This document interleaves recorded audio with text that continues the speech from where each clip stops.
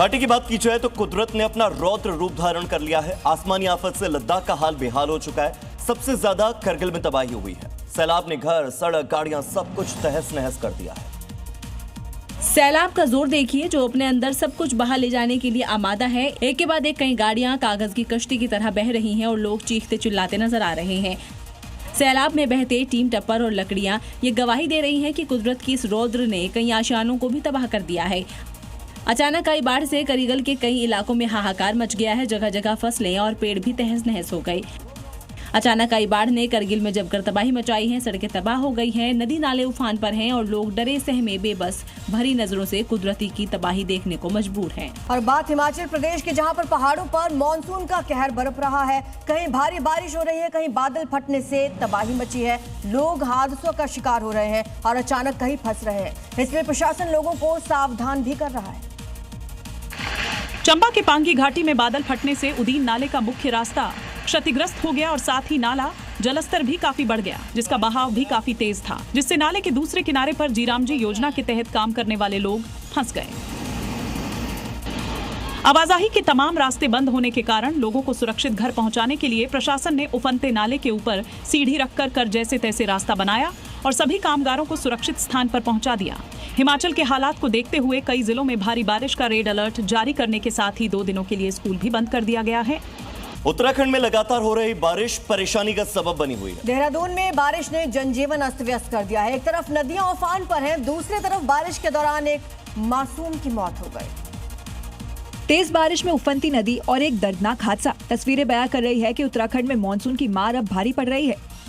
देखिए, लगातार बारिश के कारण देहरादून की रिस्पना नदी उफान पर है। नदी का बहाव इतना तेज है कि सब कुछ बहा ले जाने को आमादा है। उधर आईटी पार्क के पास सड़कें पानी में डूब गई हैं, जिससे लोगों को आवाजाही में भी परेशानी का सामना करना पड़ रहा है। देखिए, यहाँ एक डिलीवरी बॉय की स्कूटी बहने लगी तो लोगों ने उसे बाहर निकलवाया। वहीं विकास नगर के नवाबगढ़ पुल के पास बारिश के दौरान नहाते समय तेज बहाव के कारण।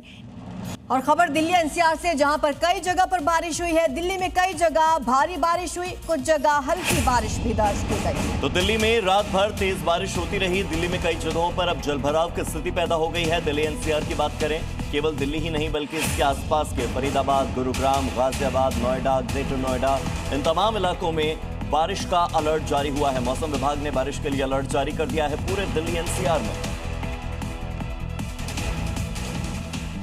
सिक्किम के नामची में हाइड्रो इलेक्ट्रिक पावर प्रोजेक्ट के लिए बन रही टनल में अचानक हादसा हुआ और इसे 2 दर्जन से ज्यादा मजदूर अंदर ही फंस गए। कई घंटों से रेस्क्यू ऑपरेशन जारी है।